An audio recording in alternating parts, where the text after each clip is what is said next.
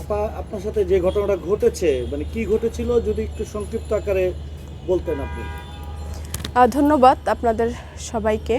আমি সোশ্যাল মিডিয়ার মাধ্যমে এবং আমার কিছু বন্ধু সাংবাদিক রয়েছেন বা শুভাকাঙ্ক্ষী রয়েছেন তাদের মাধ্যমে জানতে পেরেছি যে আমার নিয়োগ হয়েছে 7ই সেপ্টেম্বর 2024 এবং বিডি প্যারোনামা নামে একটি অনলাইন পোর্টালে সেটি প্রকাশিত হয়েছেন এবং সেই সাথে একটি প্রজ্ঞাপনও জারি হয়েছেন। তো বিষয়টি দেখার পর সত্যিই আমি অনেক কনসার্ন এবং উদ্বিগ্ন এবং সেই সাথে আমি হ্যারাসমেন্টের শিকার হচ্ছি। প্রচুর ফোন আসতেছে, কল আসতেছে এবং এই বিষয়টি সম্পর্কে আমি স্পষ্টভাবে জানিয়ে দিতে চাচ্ছি। আমি আমার ফেসবুক পেজ এবং ফেসবুক আইডির মাধ্যমে জানিয়েছি পোস্ট করে যে এটি টোটালি ভুয়া এবং অসত্য, এর সাথে আমার কোনো সম্পর্ক নেই এবং এ ব্যাপারে আমি জ্ঞাত নই। তো তারপরে হচ্ছে গিয়ে নানাভাবে বিভিন্ন মিডিয়া হাউস, অনলাইন অফলাইন পত্রিকা থেকে ফোন দিচ্ছে, কথা বলছে। তো আমি সিদ্ধান্ত নিলাম যে আপনাদের সাথে মুখোমুখি হয়ে বিষয়টি ক্লিয়ার করতে চাচ্ছি। সেটি হচ্ছে এই যে নিয়োগের যে বিষয়টি, এই যে নিউজ বা এই প্রজ্ঞাপন জারি করা, এটি প্রথম কলাম থেকে শুরু করে লাস্ট কলাম অবধি পর্যন্ত টোটালি মিথ্যে একটি অসত্য একটি নিউজ তারা প্রকাশ করেছেন। দেখেন, আমার জায়গা থেকে আমি বিষয়টি ক্লিয়ার করতে চাচ্ছি এইভাবে যে আমার 5 তারিখে বিয়ে হয়েছে, আমি 9 তারিখে আমার শ্বশুরবাড়ি থেকে আমি ঢাকায় এসেছি। আমি 7 তারিখে তো ঢাকায় ছিলাম না এবং আমি এই ব্যাপারে টোটালি আমি কিছু জানি না। ইভেন আমার 2টা পরিবারই এখন আমরা বিব্রত এবং সেখানে আমার স্বামীর নাম পর্যন্ত ভুল দিয়েছে। মানে হোয়াট ইজ দিস, মানে এই বিষয়টা নিয়ে সত্যিই আমি খুবই আমি বিব্রত এবং আমি মনে করি আমার মানহানি করা হয়েছে। একটি শ্রেণী আমার পিছনে লেগেছে, রাজনৈতিকভাবে আমাকে হ্যারাসমেন্ট করার জন্য এই অসুস্থ প্রতিযোগিতায় নেমেছেন এবং আমাকে নানাভাবে কূটকৌশল করে পরাস্ত না করতে পেরে হলুদ সাংবাদিকতার মধ্য দিয়ে আমাকে আসলে অপমান অপদস্থ দেশের মানুষের কাছে এবং সারা বিশ্ববাসীর কাছে আমার সম্মান হেয় করার জন্য, মান ক্ষুণ্ণ করার জন্য, আমার মানহানি করার জন্য এই চক্রান্ত একটি শ্রেণী করছে বলে আমি মনে করছি। যে আমরা যে নিউজটি দেখলাম সেখানে উপদেষ্টা নাহিদকে জড়িয়ে আপনাকে নিয়ে একটি নিউজ করা হয়েছে। তো আসলে সে বিষয়ে আপনি কোনো আইনগত পদক্ষেপে যাবেন কিনা? দেখেন, আসলে আমি গণ অধিকার পরিষদের উচ্চতর পরিষদের নেত্রী এবং নাহিদ, আসিফ এবং তাবাসসুম যারা সমন্বয়ক বৈষম্য বিরোধী ছাত্র আন্দোলনের, তারা কিন্তু আমাদের ছাত্র অধিকার পরিষদের সাবেক শিক্ষার্থী ছিলেন এবং তারা কিন্তু আমাদের নেতৃবৃন্দ ছিলেন। হ্যাঁ, তো সেই জায়গা থেকে ওদের সাথে আমার একটা ভাই বোনের সম্পর্ক। তো ওরা যখন আসলে গুম হয়ে গিয়েছেন, 21শে জুলাই যখন অসুস্থ হয়ে হাসপাতালে এসেছেন, তখন আসলে ওদের সাথে পরিবারের ওইরকম কেউ ছিলেন না। নাহিদের ওয়াইফ সাথে ছিলেন। তো ও অনেক ভড়কে গিয়েছিলেন ওর হাজব্যান্ডের এই অবস্থা দেখে। আর অভিভাবকের জায়গা সিনিয়র কেউ না থাকলে স্বাভাবিক একটু অফিসিয়ালি একটা বিষয় থাকে মেনটেন করার জন্য। তো সেই সময় আসলে আমাকে আমার এক সহকর্মী জিলু খান নামে, তিনি আমাকে ফোন দিয়ে বলেছেন যে নাহিদ আসছে গণস্বাস্থ্যে, আপনি গিয়ে একটু ওকে ভর্তির ব্যাপারটা দেখেন। তখন আমি ফর্মালিটিসগুলো পূরণ করি এবং সেইভাবে করে ওকে ভর্তি করানোর ব্যবস্থা করি। ওই সময় ইনফরমেশন ডেস্কে ওরা বলছিল কিভাবে এই পেশেন্ট আসছে, কেন আসছে, কি হয়েছে, ডাক্তার এমার্জেন্সিতে বারবার এই কথাগুলো জিজ্ঞেস করছিল। কারণ সকল হাসপাতালে আহতদের চিকিৎসা না দেওয়ার জন্য একটি সরকারের পক্ষ থেকে নির্দেশনা ছিল। তো সেই জায়গা থেকে আমি যেহেতু ডক্টর জাফরুল্লাহ স্যারের সাথে দীর্ঘদিন যাবৎ কাজ করেছি, ওখানকার অ্যাডমিন থেকে শুরু করে সবাই মোটামুটি আমাকে চিনে।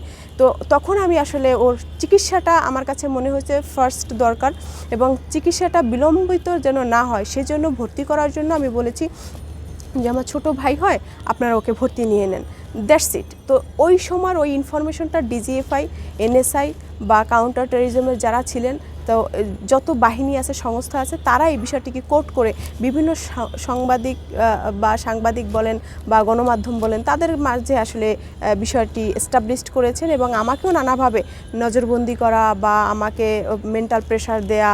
এবং আমি যে হসপিটালে ছিলাম 310 নম্বর কেবিনে, তো সেখানে আমার রুমের সামনে কিন্তু 2জন ডিজিএফআই সবসময় বসে থাকতো।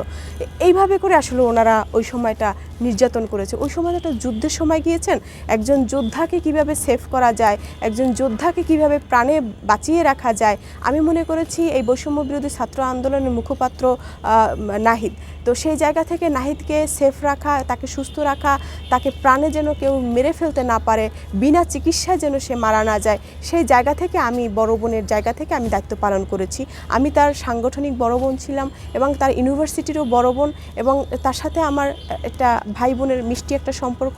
সেই সাথে পারিবারিকভাবেও তার বাবা মা এসেছিলেন, তারাও আমাকে হাত ধরে বলে গেছেন যে আমরা থাকতে পারছি না, আপনি আছেন, আপনি ওর বোনের মতো, আপনি দেখে শুনে রাখেন। আমার নাম্বার নিয়ে গেছে, তারা যোগাযোগ করেছে, এবং সমস্ত যোগাযোগ মাধ্যমগুলো যারা রয়েছেন, বিভিন্ন media, Al Jazeera, AFP news থেকে শুরু করে বাংলাদেশে যত গণমাধ্যম, সবাই আমাকে ফোন দিয়ে কথাবার্তা বলেছে, ওর আপডেট জেনেছে, এইভাবে করে। তো যখন একটা যুদ্ধ হয় সেই প্রেক্ষাপটে অনেক সময় দেখা গেছে আপনার পরিবারের মানুষকেও যদি আপনি স্বীকার করেন, দেখা গেছে তার জীবনটা তখন নাশ হয়ে যেতে পারে। তো সেই প্রেক্ষাপটটা আসলে চেঞ্জ হয়ে গেছে। ধরেন 1971 সালে বঙ্গবন্ধু কি বলেছেন যে আপনাদের হাতে যার কাছে যা কিছু আছে তাই নিয়ে শত্রুর মোকাবিলা করেন। তো সেই 71 সাল তো চলে গেছে, আপনি চাইলেই তো এখন আপনি অস্ত্র নিয়ে রাজপথে নামতে পারবেন না, তাহলে তো আপনার বিরুদ্ধে মামলা হয়ে যাবে। কিন্তু তখন যদি নামতেন তখন আপনি মুক্তিযুদ্ধ ছিলেন।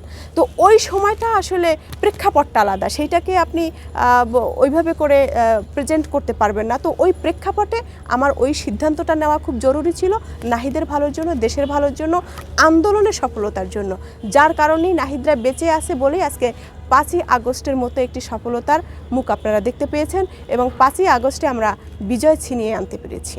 চাপা জুলাইয়ে যে ছাত্র রাজপথে নেমেছিল, আমরা দেখেছি জুলাইয়ের আগে 2018 থেকে সম্ভবত আপনারা এই দাবিটা নিয়ে রাজপথে ছিলেন। 2018 সাল থেকে কোটা সংস্কার আন্দোলন শুরু হয়, এবং গণ অধিকারের জন্ম কিন্তু কোটা সংস্কার আন্দোলনের মধ্য দিয়ে।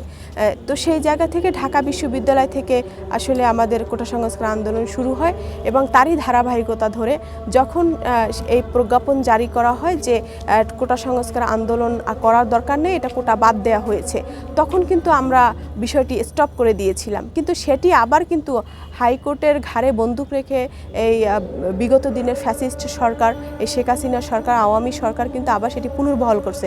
সেই দাবানলটি কিন্তু আবার ঢাকা বিশ্ববিদ্যালয়ে শুরু হয়েছে। এই স্ফুলিঙ্গ সারা বাংলাদেশে ছড়িয়ে ছিটিয়ে পড়েছে, এবং রক্তের মাধ্যমে, শহীদের মাধ্যমে আসলে এই আমাদের দাবি দেওয়া পূর্ণ হয়েছে। এবং শহীদের রক্তের বিনিময়ে আপনাদের ত্যাগ, আমাদের ত্যাগ, সকল আপামর জনগোষ্ঠীর ত্যাগের মধ্য দিয়ে আমরা 5ই আগস্ট পেয়েছি। তো 2018 থেকে 2024 পর্যন্ত আপনারা বিজয় অর্জন করতে পেরেছেন, এবং এই যে আমাদের যে ছাত্র জনতা রয়েছে তাদের মাধ্যমে নতুন করে দেশ স্বাধীন হয়েছে। তো স্বাধীন হওয়ার পরে আপনার মানে কোনো ধরনের মানে আপনার প্রতি কোনো ধরনের ক্ষোভ বা কেন এই ধরনের নিউজ আপনার জন্য অনলাইনে আসবে, নাহিদের সাথে আপনার মূলত কী সম্পর্ক?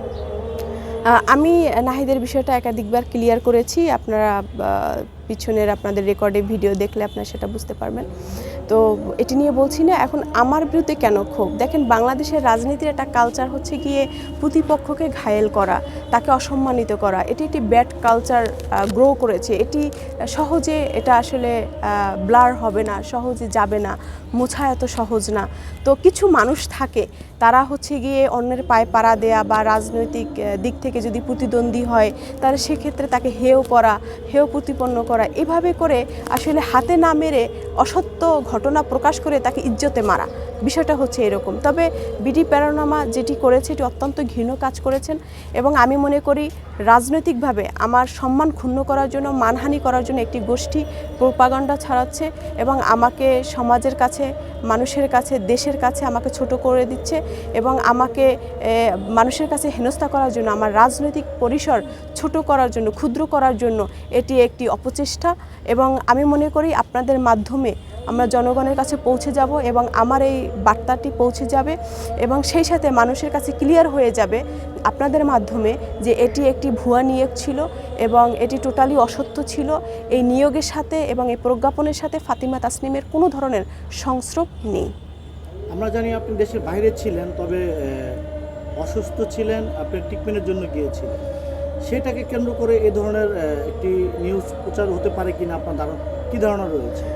আমি শারীরিক কিছু জটিলতায় ভুগেছিলাম, যার চিকিৎসার জন্য আমি দেশের বাইরে গিয়েছিলাম, চিকিৎসা করে এসেছি। আলহামদুলিল্লাহ এখন ভালো আছি। তবে আমার কাছে মনে হচ্ছে আগামী যে নির্বাচন, সেই নির্বাচনে আমি পটুয়াখালী 4 আসন থেকে নিজেকে ভাবছি।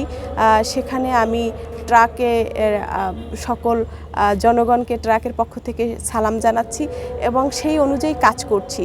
তো সেখানে যারা প্রতিদ্বন্দ্বিতা করছে বা করবে, আসলে তাদের এটি একটি নীল নকশা হতে পারে বলে আমি আশঙ্কা করছি। এবং কিছু কিছু মানুষ আছে যারা অন্যের ভালো দেখতে পারে না। তো সেই জায়গা থেকে বা যারা বিগত দিনে ছাত্রলীগ, যুবলীগ করেছে, আওয়ামী লীগ করেছে, তারা তো বিভিন্ন ছদ্মবেশে ফিরে এসেছেন, কোনোভাবেই আমাদেরকে ঘায়েল করতে পারেনি। হয়তোবা এই কিছু কিছু সাংবাদিক, কিছু কিছু অনলাইন পোর্টাল তারা পয়সার বিনিময়ে কিনে তারা আমাদেরকে অসম্মান করছে বলে আশঙ্কা করছি। আচ্ছা আপা, আমি ছোট্ট একটু প্রশ্ন করবো, সেটি আপনি ইতিমধ্যে ক্লিয়ার করেছেন, আরেকটি বার যদি ক্লিয়ার করতেন।